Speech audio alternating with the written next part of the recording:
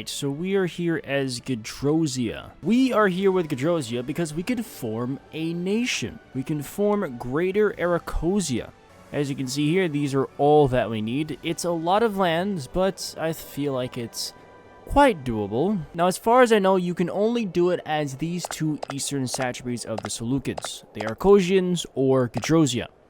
I'm sure probably other releasables may be able to do it in this region.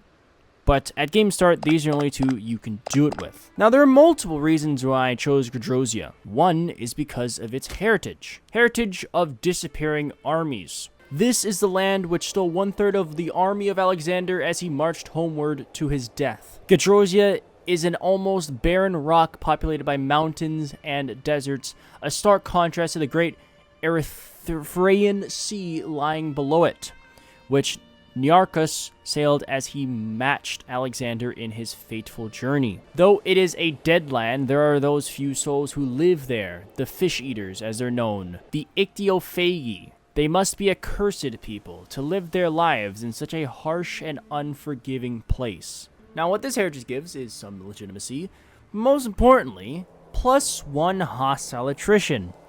I really like the sound of that. What I really don't like is the -15% global monthly food modifier. So that means essentially that our population will always be stunted. We can't really build massive cities because we probably will not have the food to feed them. Looking at our trade goods, as you can see, actually, there is a lot of food around here. Mostly, of course, makes sense. There's a lot of fish. I'm not certain if there was really this much food in historically or realistically there would be this much food, but in-game wise, I think it makes sense why they had put so much food, because if you look at the simple terrain, yeah, it's a lot of desert and hills and then mountains. It is absolutely horrible terrain. This is a terrible place to live. Disregarding all the food, there is a lot of marble that we can mine, which is nice. Help our economy. There's some glass as well. I guess we should probably build a city there. I don't honestly want to build it. I mean, this is plains, though. This is literally the only plains we have in our country. This is the only plains settlement that we actually have in our entire country. So we might actually be forced to build a city there. There's plenty of food here anyway, so I guess it's fine. But yeah, pretty interesting start. I just got a super sidetrack there. But that's not the main reason why I chose Gedrosia. I was actually probably more inclined to pick Arachosia because of their legacy as, you know, having the heritage of the Silver Shields, right? That plus 50% starting experience is an insane bonus, by the way. So, like, I was pretty inclined to do that. And also, it was Arachosia, so it would make sense to do it as Arachosia, right? But, now, this is by complete chance because the dynasties are randomized for, you know, civilizations that don't actually have, you know, genuine history to go by, or important history, I should say. Obviously, the dynasties are randomized, and the dynasties are given random names. And it just so happened when I loaded into the game that the main dynasty, the ruling dynasty of Gedrosia, is the Sassanid dynasty. Now, of course, this isn't the Sassanids, but it is a Sassanid dynasty. So that's really one of the other reasons why I chose Gedrosia, because we can essentially make a Sassanian empire. But, yeah, let's get started with the actual management of the realm. So first, we have Mithridates I Sassanid. He's a 9-5-2-10. 24 years old, so we're quite young. We are Gedrosian. There's a lot of Persian. I don't even know what that is. Oh, okay. I'm quite tempted to actually just integrate them because it would take way too long to assimilate, I feel. Heavy cavalry, light infantry, heavy infantry. It is the same thing with the Persians. Let's look at our levies. Pretty small, but if we immediately integrate the Persians, I feel like we'll have a much bigger levy. I think, yeah, probably just integrate them immediately. I'm just going to do that without even thinking much. Religion, of course, we are Zoroastrian, 100% Zoroastrian. Almost, actually. There are 2 Helens in this entire country. What is this pantheon? What is going on here? Why do we have a Chaldean deity? I can understand the Mithraic one, but where does the Chaldean one come in? Yeah, I guess we just start. Where's our capital? Oh, Pura. We obviously need a lot of food. We have a lot of food to start off. Like, we already just start off with a whole bunch of food. We're going to make sure we keep all of it. So, we're going to need to do some livestock so we can get some promotion. I guess we'll go religion happiness, sure. I think eventually we'll just be transferred to the Morians anyways, so... Okay, so we went from martial ethos, standardized construction, and state religion. We want standardized construction because we want to... we're going to have to build up a lot. We're going to have to develop our lands a lot. And civilization because any development helps. So there's really no point in trying to going for the road to freedom. Even if we became independent, we would still be squashed in between two major powers. And that would not go good for us. At all. No matter how much I could attempt to try to defend myself, it simply would not work.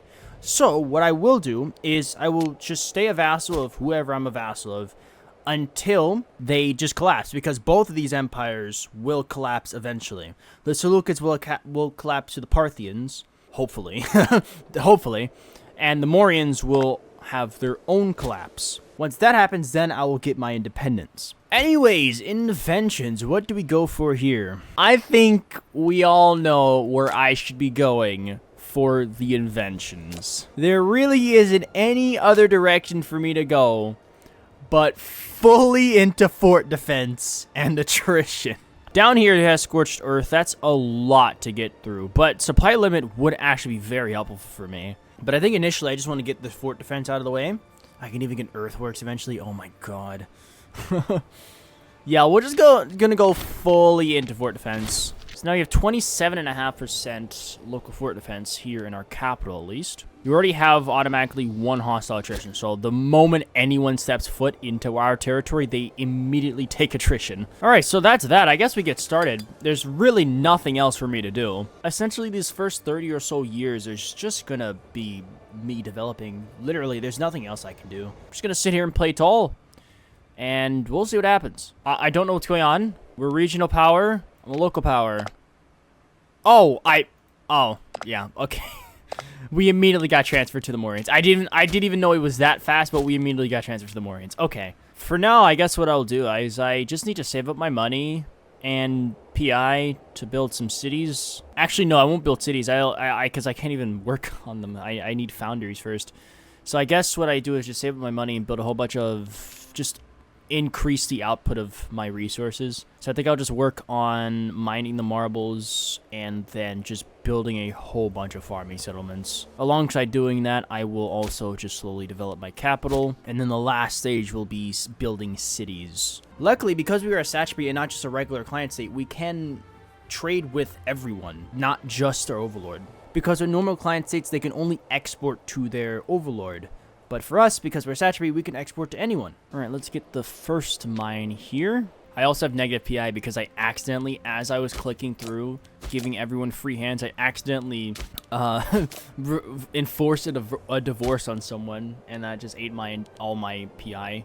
We can also, in the future, form Persia. So, depending on where this campaign goes, and if you want to see a second part, I can give you a second part and form Persia in that one. Alright, the mine is built. Now, does anyone want my marble? There we go, let's Lucas want my marble. Unfortunately though, the more money I make, the more money I give back to my overlord. Because this was at 0.7 a minute ago, but once my income went up, for the 1 month that it was at like 2.1 I think, my tribute increased. Oh yeah, I'm also playing with a new mod, Antagonistic Nations. One of those nations being the Seleucids, as well as the Ptolemaics. I do believe the Epirotes as well. Yeah, they both have Antagonistic Nation and Lucky Nation. I put both of them on historical, by the way, and many other nations, so it should be an interesting campaign. What is a drop? What? What is a Tropatine doing? That's the next mine being built. I might as well just switch to Mercantile now. Also, this should be the last video before the very much anticipated Mithridatic second part. And this time, the next video you should see, hopefully after this, will be the second part of the Mithridatic campaign. So, look forward for that. Huh, this is interesting. So my wife seems to be proposing that because I only have daughters so far, that we introduce agnatic cognatic. And honestly, just for a little bit of change, I think I might go for it. This might also be an issue because my daughters, if they marry into another family, another family would just take the throne, right? And we might just lose the Sassanids as our rulers. So I'm gonna make sure that my daughter at least marries another Sassanid. It's free, essentially. I don't have to pay any stability at least. So let's do it. We are now agnatic cognatic, so give the game a little bit of time. They should update, and my daughters should be my heirs. Come on, guys. Anyone else want marble? I'm only trading one away. I'm producing 4 marble in this one province, guys. Buy my marble. It's the best on the market. Oh my god, Bindusara already died? He was murdered. Okay. That is a crazy Armenia. Finally, someone else wants my marble. How did the Seleucids already completely annex the Bactrians? How did they do that so fast? Can someone explain what's going on there? I think antagonistic nations might have a boost to integration speed because the Seleucids immediately integrated Bactria. The Armenians immediately integrated Sophony, and they're currently integrating Lesser Armenia, and the Ptolemaics immediately integrated Cyrenaica. Not like instantaneously, but it was very fast. So I feel like that's one of the bonuses that the antagonistic nations get. Meanwhile, the Seleucids and Ptolemaics are at war. You would never see this in a normal campaign, like rarely, honestly, for me at least. Oh, what have you done? What have you done? The Ptolemaics just completely destroyed the Seleucids in that war. We can get a tradition, and I think immediately I'm gonna go for Greco-Bactria. Get that plus 15% fort defense. Also, the province investments is very helpful. It is now 482, and the Seleucids not only have a crisis going on, but they also have the Dahe. Arsaces is here, and he is here to conquer all of the Seleucid kingdom. Apparently, the Seleucids are also at war with the Ptolemaics again. I have called for peace, apparently. Morians are doing stuff. I'm not paying attention to that at all. In the meantime, I built a second city. It's gotten salt, which is unlucky, but it's something at least. And now I can get foundries, which will be awesome for me. Also, capital's looking good. I think I'm gonna build another fortress, and eventually I'll build an earthworks there. Ah, here we go. We can finally do it now. We're going to switch over to this immediately. Boom. Okay. We can now get Polyspaton, and now we have essentially all of the fort defense modifiers that we can get from the tech tree. Tech tree? Sure.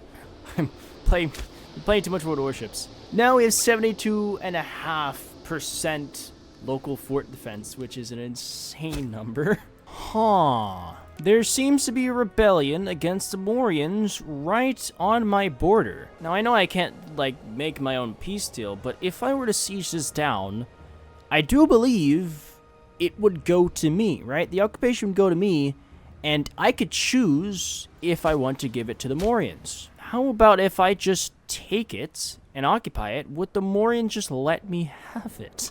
Because normally the AI, if they're a subject, would just give it to you. But I am not the AI. Let's see something here. I'm going to bring my units up. I think there's multiple. Yeah, there is multiple rebellions, apparently. I'm going to bring my units up, and I'm going to see what we can do here. At the very least, if I can't take it for myself, when I do siege this down, I'm going to sack it. I am absolutely going to sack it and take everything from it. It's 52 population, the amount of money just sitting in that city. Oh, that automatically gave it to Moria, by the way. I sieged this down and it automatically gave it to Moria, so I guess it will just give it to Moria. It makes sense, but I was hopeful that it would give it to me and I could keep it, but no. Oh, there we go, though. I took the city in 212 days. That was exceptionally fast. I'm going to, even though it's a Magadhi city, and the Morians would probably be extremely upset at me if I did this. None shall hide. Thank you very much. That's my money now. Actually, I don't need to go back home. I am gonna continue on. And we're gonna go sack this city. With this money, I'm going to build my port cities. Incense 0.45. I think they're the same. 0.45, yeah. Build a city here. Boom. Should probably get a port there. We can build a port there first. Then we just get a foundry there. So pretty much what this will be is that this will just be a fortress and slave city. Let's build a foundry. Get a whole bunch of the mills in there so we can have as much slaves as possible. Also build a fortress and earthworks. And then this would just be the one chokehold, right? Another sacking of another city. Oh, they just ended it and gave them independence. Like, okay, sure. Okay, this was just depopulated, apparently. And I can colonize it. Cool. Looks like there's yet another rebellion. Let me go deal with that. Morians, you can just sit back tight, and I will just sack all these... I mean, take back all these cities for you. Of course, I'm doing this all for you. Ah, lovely. And I will use this money to build a foundry. I've just grown. I just annexed this settlement here because... I don't know, I guess it got depopulated, or probably got isolated from the rest of these guys. These guys have been in a civil war for a very long time, by the way. Finally, Mithridates I has died. Mithridates the Beneficent. Now, we are Sabakos I Sassanid. We're also married to a Sassanid with Seleucid blood. She's almost dead because for her whole life she's had dysentery, and somehow it's gone away. The Morians have 6 stability. How have you actually managed to get 6 stability? With the rapidly increasing instability in the Mauryan Empire, I think the new Jayathea has a plan. Sensing the writing on the walls and feeling as if it is time for Gedrosia to finally become free, I think it is time that we do the road to freedom. Our overlord would have us remain their loyal subject in perpetuity, or else maybe claim our land for themselves. Grumblings of discontent are growing, and an independence movement is slowly building within our realm. Shrewd diplomacy and bold action are necessities if we are to free ourselves from subjugation. This mission tree will give options on how to pursue a path to independence and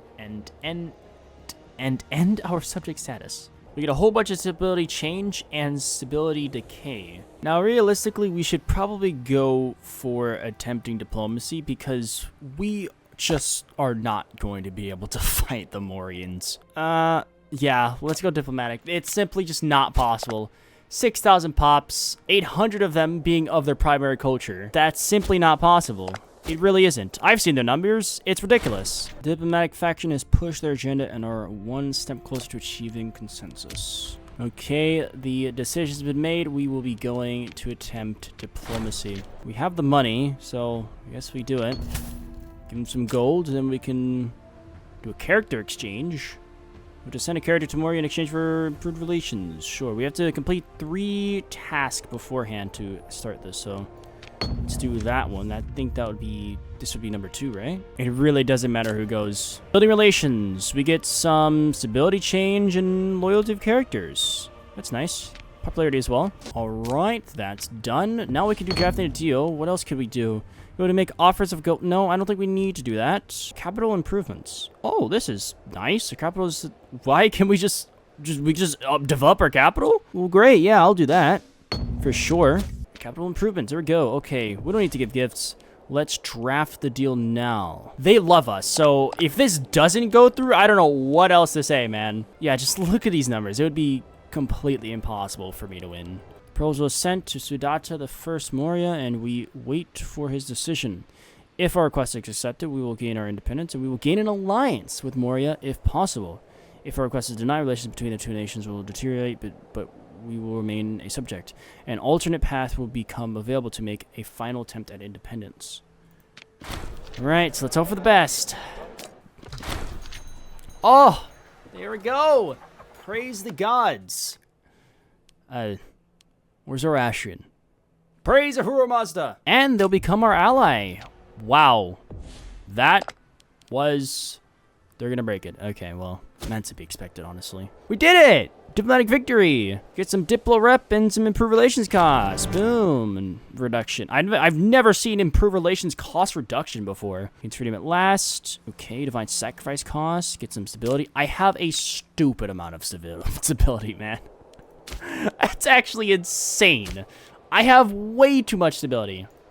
I'm gonna get more. Okay, so now we are free. Let's get some horses. Okay, rising from obscurity. Yeah, because we just went up in rank. We are now a regional power. Okay, now let's look at our economy. 4.7 now we're making. We were once paying 2.3 in tributes. So our economy is looking very nice now. If you look at our trade here, we are trading our dyes, our marble. We're making a lot of money indeed. The reason why I really wanted independence so early was because this was just an opportunity I did not want to pass up. If this wasn't the case, then I would have remained vassal. But now we can just immediately try to grow and expand out. So what I want to do here, declare war on these guys, then vassalize them, then feed this province back to them, then completely full annex these guys because I need... They don't even have the medians integrated yet. And there goes the alliance. I don't know what to really do here in this situation. I'm trying to wait to see if they're going to end the civil war, but I think I'm just going to go for it.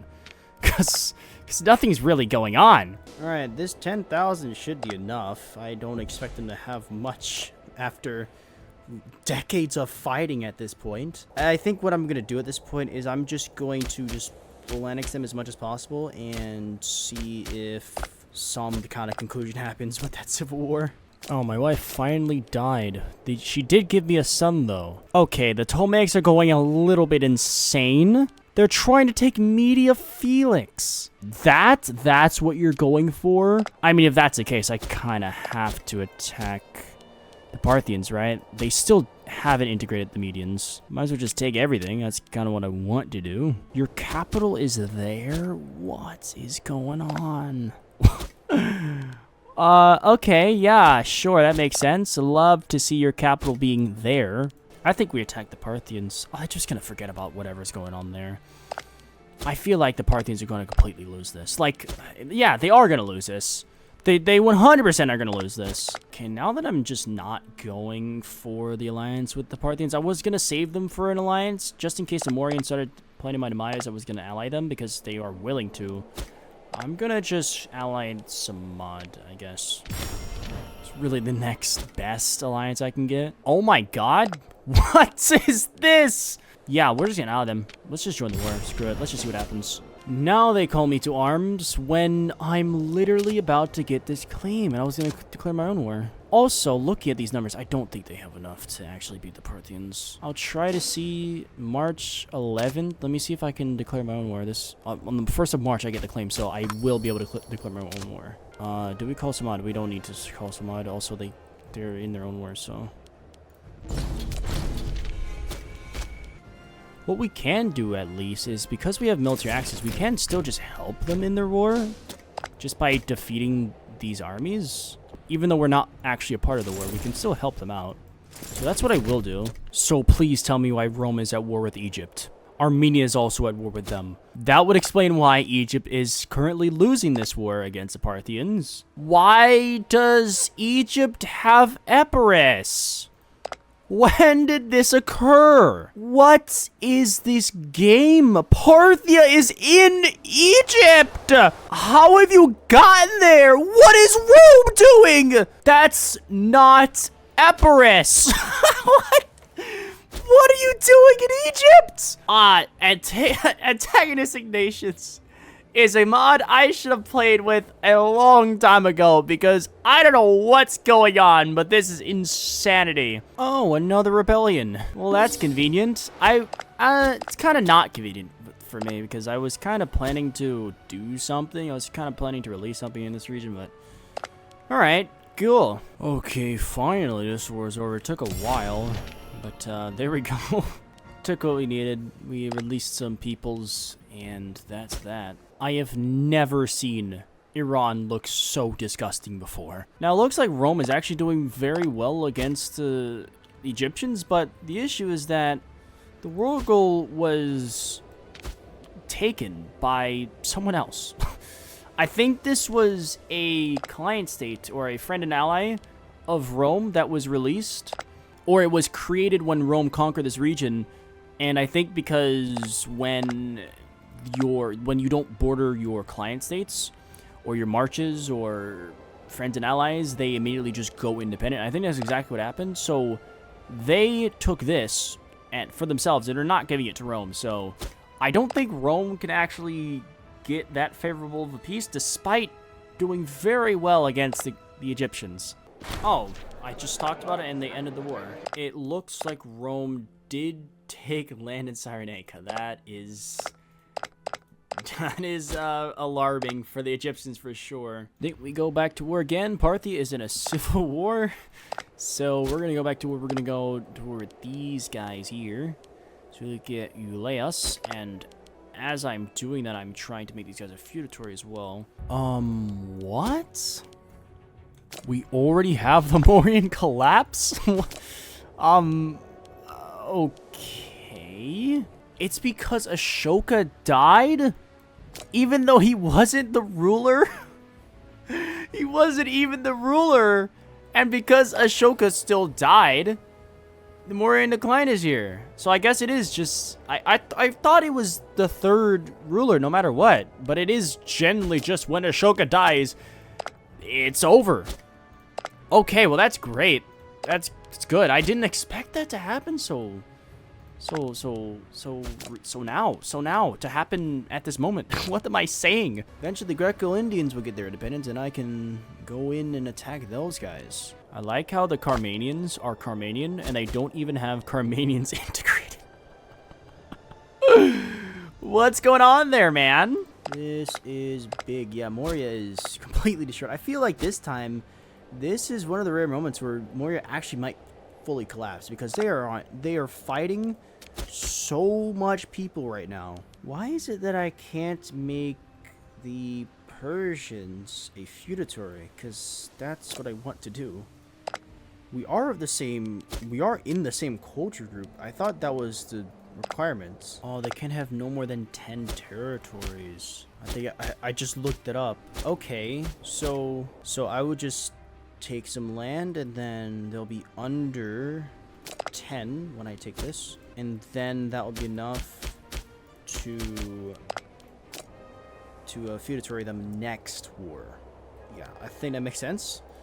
So I think I'm just gonna continuously do that because I do want to create feudatories. Just got out of the most annoying war possible, but now the conflicts over here are finished. I think now it's time for us to head east finally.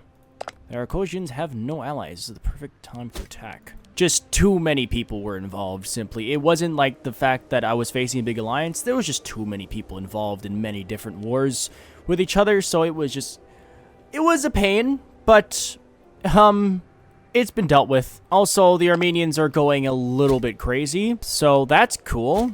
That's something I have to deal with eventually. Maybe. Well, actually, not right now. If you want a part 2 and you want me to form Persia, then I will have to actually deal with the Armenians. But for now, I can go east. Alright, so Arachosia has a level 3 fort sitting here. That's the only fort they have, though, and they have no allies. I just got an innovation. Okay. We haven't really been able to use our forts and really see our hostile attrition. Really, because there's not really much major powers around us that are aggressively attacking us. Well, there is absolutely zero resistance in this war. I'm not sure where their armies are. Oh, okay. Sabakos I is now dead. We now have Orgenes I, who is married to someone with the blood of our Sassis. Okay, we've conquered a little bit more. Now there's just these guys here. I could do it in one war, but I might have to attack Capisa next. But actually, I don't think Capisa is going to be surviving. Yeah, they're going to get completely carved up by everyone around them. So it's just going to be pretty much one more war, it seems. It's going to be a pretty big one because these guys are big and they're strong. I should probably get some mercenaries for my side, but I'm currently using mercenaries for the west. Trying to conquer the west a little bit more because this province that I'm holding right now has 0 food provinces. So that's a problem. But I think I should be okay. Oh, the end of the war. Okay. Well, that was very anticlimactic. We'll call Samad. Let's go just sack this city and go for their capital. Try to group up with their vassals. Yeah, let's take all that money and let's try to get some kind of mercenaries over here. Oh, for God's sake, man. Oh, for God's sake. What is this Armenia, man? Oh, I'm about to face a fucking horde. I don't even know what you declared war for. That? Yeah. Uh-huh. Yeah, okay. Sure. I'm not sure what I'm supposed to do about that one. I'm simply not winning this. That's just not gonna happen. Like, I don't see a world where I win this at all. I guess bring up everything now. Wow, I'm kind of screwed here. Not gonna lie. I can get an alliance here with Margiana, I guess. Sure.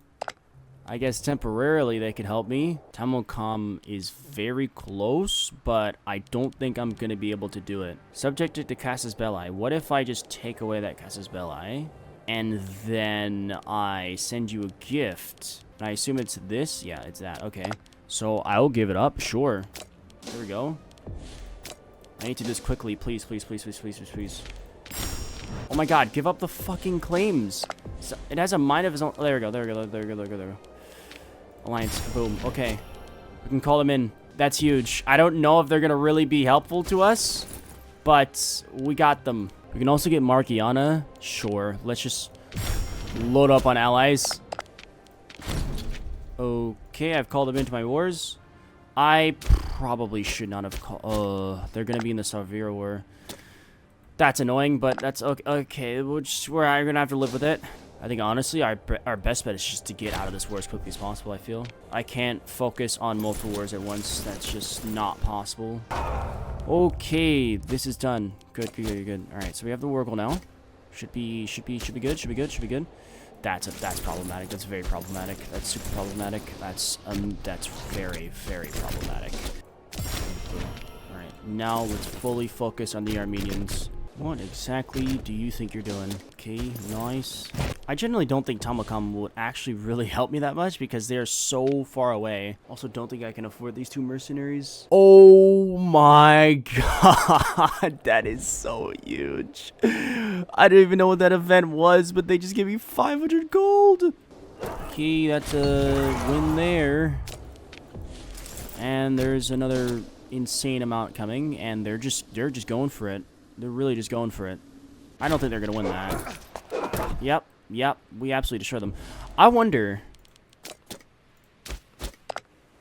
They're on Miltech 4. We're on 7. We have so much more morale than them. Main levies coming over. Mercenaries coming down south. Shunga is in this war? Oh, just integrated Karmana. Oh, they're a client state? Oh, yeah. Oh, yes. 57,000. Okay. This is... Oh, my God. This is stressful. I have 19 war exhaustion. I almost have maximum war exhaustion. Oh, my God. I just took back the war goal.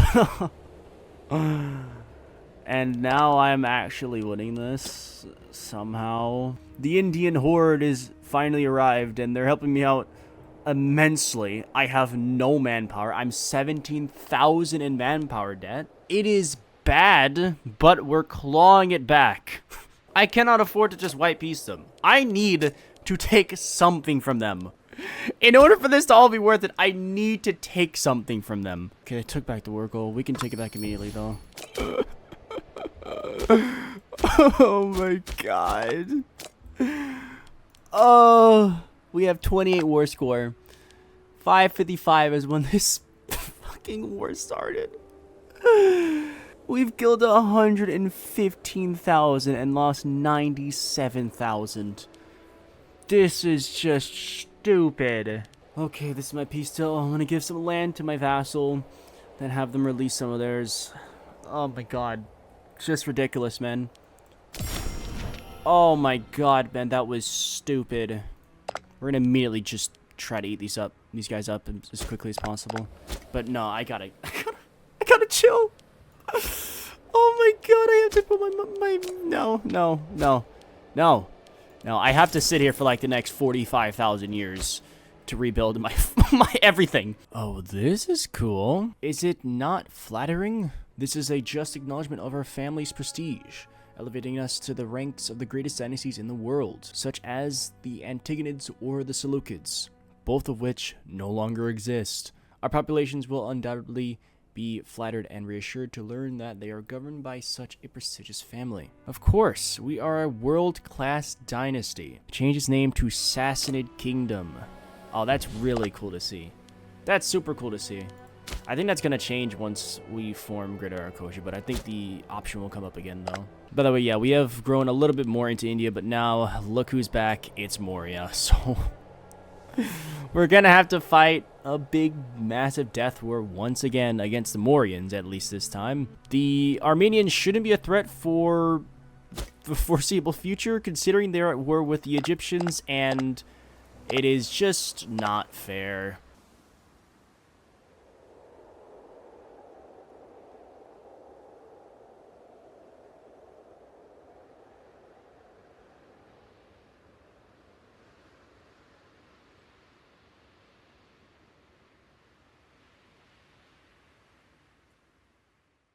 Alright, that is the death of Orzinis I, and now we have Sabakos II, possibly the last ruler of this video. Stats are pretty mediocre to bad, Marshall's okay, but he has the blood of our Sassis. He's also Vedic, which is interesting. I do, by the way, have major syncretism. I've had that for a while now.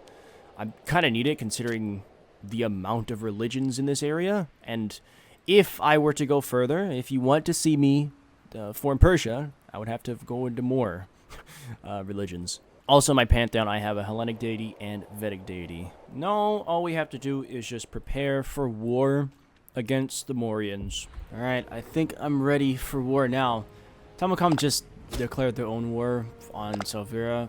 I'm still going to call them in because I feel like I think they'll be able to multitask. They don't need that much troops committed to the Salvirans.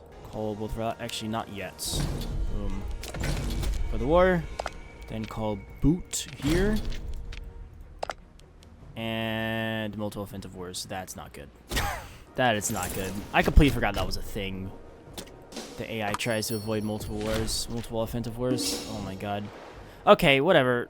It's alright. I think we'll be okay anyways. We don't really need Tamakam, right? Surely. We're just gonna debt stack with 35,000. I think that should be enough, hopefully. Luckily, there are barely any forts here. And there's plenty of food around here, so this debt stack should be okay.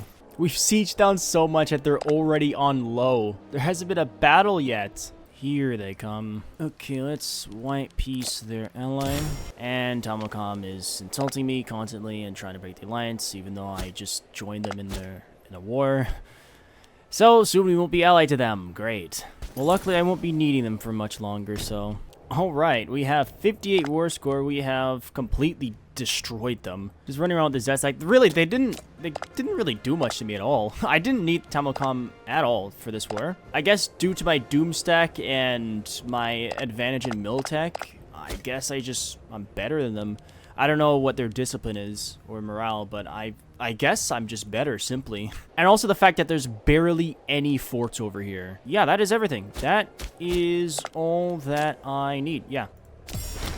Alright, we are now at peace, and it is time to finally press the button. Once one of the most expansive and treacherous satraps of the Achaemenids, the greater realm of Arachosia pushed the limit of the known and the weird, connecting the world of the Persians and the Mediterranean with the wild and jungle-ridden domain of the Indoi. Boom. Greater Arachosia. That is a very interesting color. The color kind of blends in with the terrain. It's so weird. It's as if there's no actual country here. But yeah, there we go. That is the formal of Greater Arachosia done. We can still also form Persia. So if you want to see that in a second episode, please feel free to tell me in the comments, hit the like button, all that. You know what to do. And yeah, that was fun. Religion, we are 40% Zoroastrian, 33% Vedic, and 15% Hellenic. Culture-wise, we are majority Gedrosian.